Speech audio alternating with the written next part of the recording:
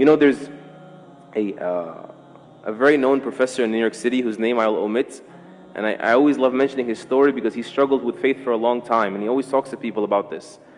And he was an atheist, and he came back to Islam, and he says, I read a line for Muhammad Iqbal, and it just shut me down, and all my research was finished, and I said, there's no running from this. Muhammad Iqbal, rahimahullah, he says, sure, you can deny God, but how do you deny Muhammad? Alayhi salatu wassalam. In other words, sure, you can be immature and say, I'm not going to believe in something I don't see. Case closed, stop talking to me, right? But how do you deny someone who lived in the flesh here, who God communicated with? How do you deny the reality of Muhammad sallallahu alayhi wasallam? How do you explain that? We need to revisit that.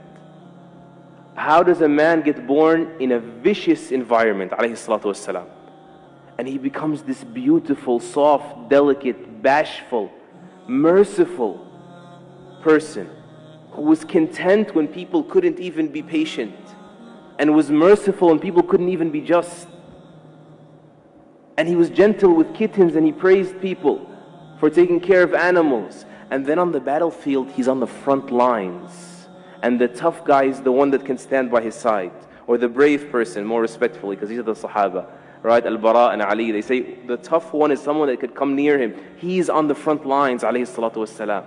How do you explain someone who's like that, of valor, and then he stops the army, as Ibn Mas'ud says, or he says, we were on a travel, and he says, who scared this pigeon regarding her babies? Who took the babies away? How do you explain that? How do you explain the only person in human history that has ever removed racism from society successfully? And I think you know it's alive and well in the United States. The only person in human history that has ever removed alcoholism effectively, that has suffocated the institution of slavery until it dwindled and people benefited from their freedoms and enjoyed them. How do you explain that he, alayhi salatu wassalam, becomes the most influential figure in human history? Alayhi salatu wassalam. How do you explain that? We need to come back and find shelter in these things. There's only one explanation. There's only one logical explanation.